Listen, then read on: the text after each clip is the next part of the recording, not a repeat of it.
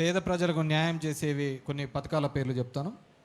జగనన్న అమ్మఒడి, జగనన్న వసతి దీవెన, విద్యా దీవెన, విదేశీ విద్యా దీవెన, వైఎస్ఆర్ రైతు భరోసా, వైఎస్ఆర్ సున్నా వడ్డీ పంట రుణాలు, వైఎస్ఆర్ ఉచిత పంటల బీమా, ఇన్పుట్ సబ్సిడీ, వైఎస్ఆర్ మత్స్యకార భరోసా, వైఎస్ఆర్ సున్నా వడ్డీ, వైఎస్ఆర్ పెన్షన్ కానుక, వైఎస్ఆర్ చేయూత, వైఎస్ఆర్ ఆసరా, వైఎస్ఆర్ బీమా, వైఎస్ఆర్ కాపు నేస్తం, వైఎస్ఆర్ నేతన్న నేస్తం, జగనన్నకు చేదోడు, వైఎస్ఆర్ లా నేస్తం, వైఎస్ఆర్ వాహన మిత్ర, వైఎస్ఆర్ ఆరోగ్య ఆసరా, ఎంఎస్ఎంఈ రీస్టార్ట్, అగ్రిగోల్డ్ బాధితులకు, అర్చకులకు, ఇమాంలకు, మౌజాన్లకు, పాస్టర్లకు కోవిడ్ టైంలో అందిన సాయం, వైఎస్ఆర్ ఈబీసీ నేస్తం, వైఎస్ఆర్ ఆరోగ్యశ్రీ, వైఎస్ఆర్ కళ్యాణమస్తు, వైఎస్ఆర్ షాదీ తోఫా, అదేవిధంగా హౌసింగ్, జగనన్న తోడు.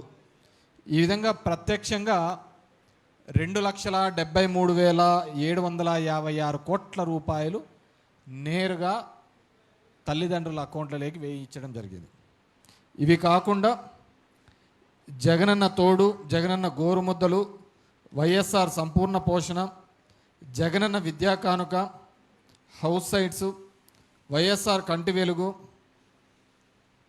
10th విద్యార్థులకు బైజూస్ కానీ ఇలాంటివన్నీ ఇస్తూ, విద్యుత్ సబ్సిడీ, ఈ విధంగా నేరుగా కాకుండా వివిధ రూపాల్లో పథకాల రూపంలో అందించినది 1,84,604 రూపాయలు అన్నమాట. మొత్తం 4,58,360. ఇది పేదలకు నేరుగా అందించిన డబ్బు. దీంట్లో ఏ పార్టీ చూడలేదు, ఏ కులం చూడలేదు, ఏ మతం చూడలేదు. మన పార్టీ అజెండానే. ఎటువంటి అవినీతి కూడా తావు లేకుండా నేరుగా లబ్ధిదారునికి అందించాలి అనే ఒక ఉద్దేశంతో ఒక సచివాలయ వ్యవస్థ తీసుకొని రావడం జరిగింది.